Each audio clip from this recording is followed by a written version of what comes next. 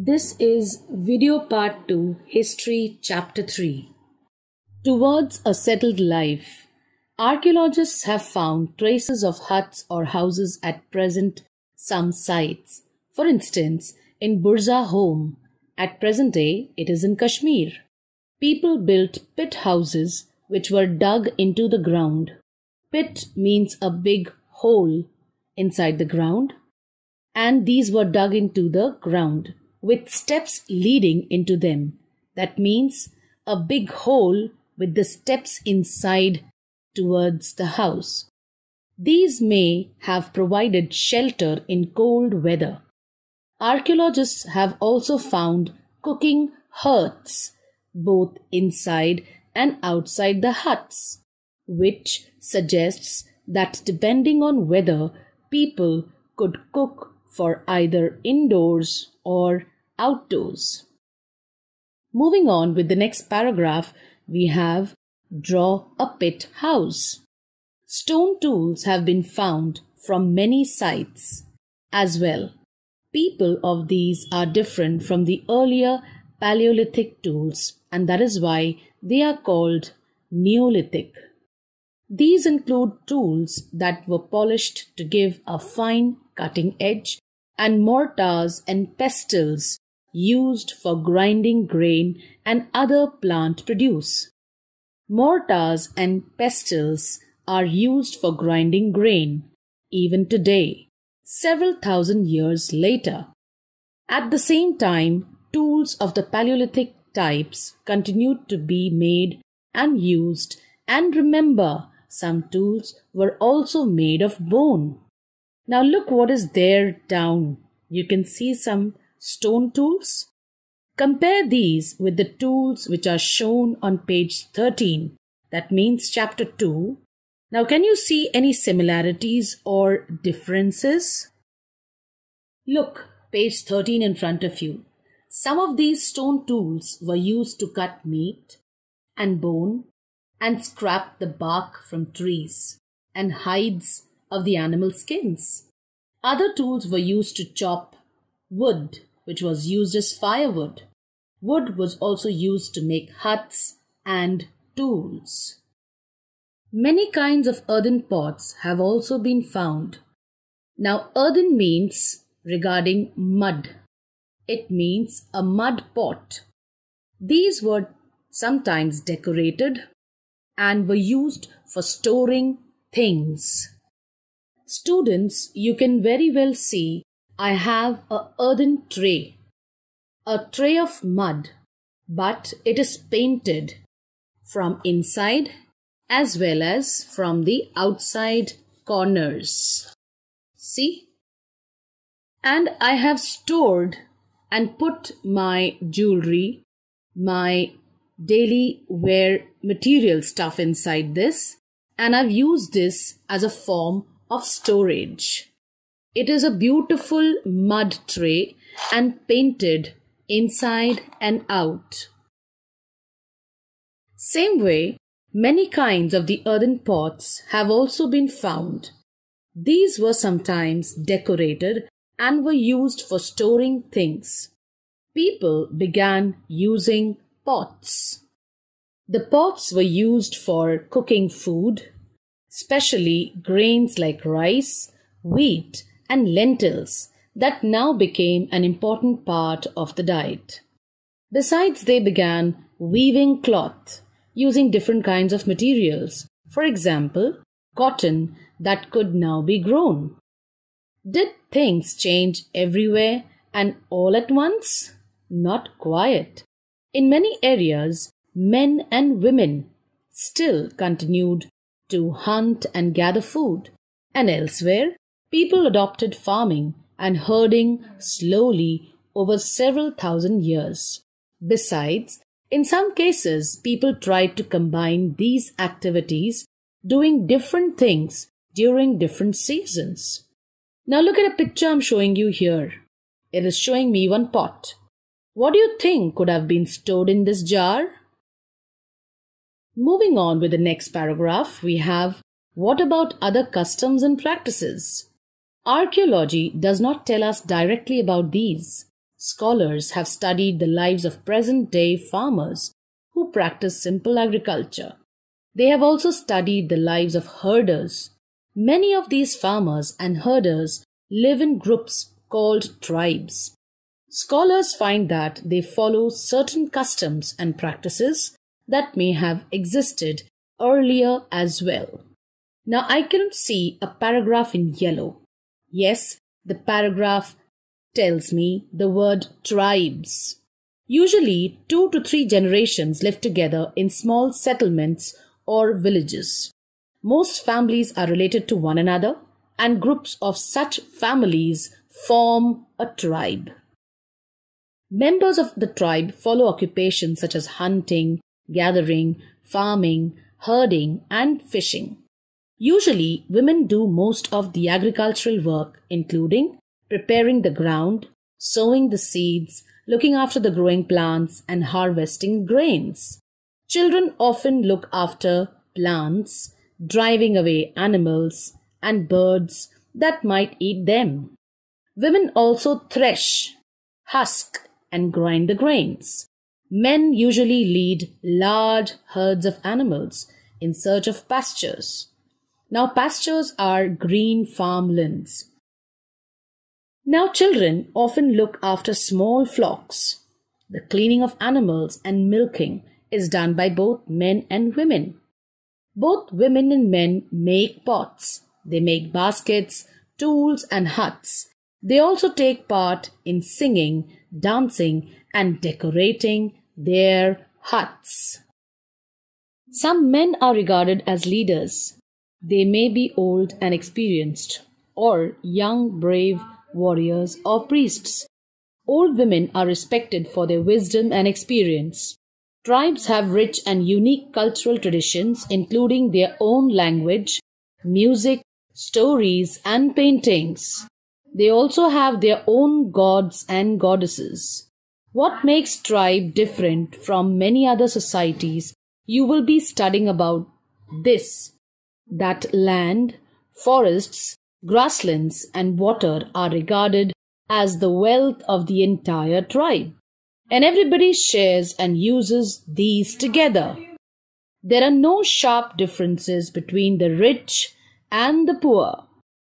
Look at the question down. Make a list of all the activities performed by men in tribal societies. What do women do? It's a good question to think about. Are there any other activities that are done by both men and women? Moving on to the next paragraph. It tells me a closer look. A. Living and dying in Mehergarh. Look what is written in red. Find Mehergarh on map 2, which is on page 14. Look students, I have opened page 14 and there's a map here. And very well, I asked you, let's find out where is the Mehergarh. Yes, look at the pointer pointing out at the word Mehergarh. And it's a Neolithic site. You can see so many other Neolithic sites. Burzahom, Chirand, it is Mehagara, it is Mehergarh, Daujali Harding, Halal, and many other places. That is Payampally too. A view of this map by you in your own houses, you will really come to know, yes, exactly where is Mehergarh. So if you give a closer look in the map in your textbooks, you will really come to know where are these Neolithic sites. Yes, Mehergarh on page 14 we just now viewed. This site is located in a fertile plain near the Bolan Pass, which is one of the most important routes into Iran. Mehergarh was probably one of the places where women and men learned to grow barley and wheat and rear sheep and goats for the first time in this area. It is one of the earliest villages that we know about. Archaeologists who excavated the site found evidence of many kinds of animal bones from the earliest levels. These included bones of the wild animals such as the deer and the pig. In later levels, they found more bones of sheep and goat. And in still later levels, cattle bones are most common, suggesting that this was the animal that was generally kept by the people. Now look at the word here in yellow, village. One of the distinctive features of the village is that most people who live there are engaged in food production. Now I'm going to talk about the paragraph relating earlier and later levels. When the archaeologists are digging at an excavation site, how would they know which level is earlier and which is later? Look at the illustrations now. It has been defined very beautifully. Suppose people first start living on flat land, that is the layer 4. This is layer 4. Over the years, the surface will gradually rise because people discard waste material and generally stay and rebuild houses in the same place.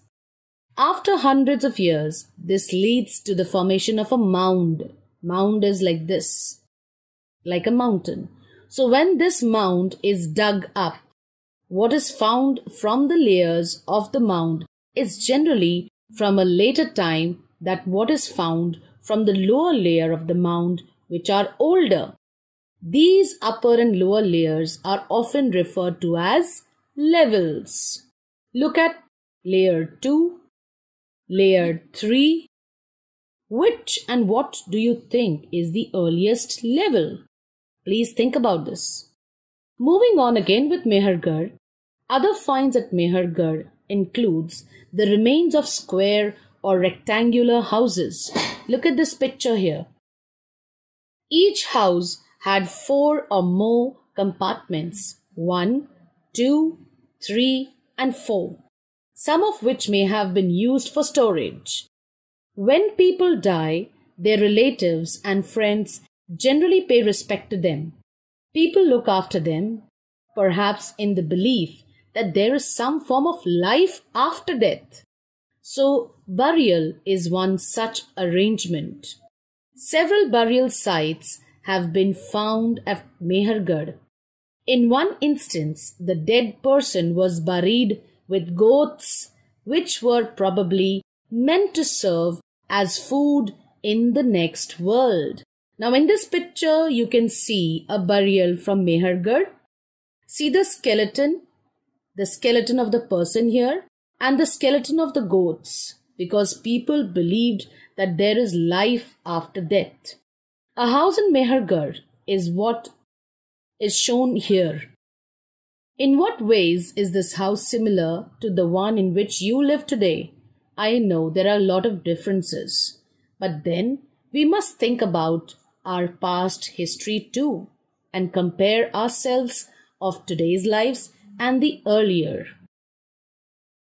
Moving on to the next paragraph, a closer look, B part, is talking about Daujalee Hading. Find Daujalee Hading on map 2, page 14.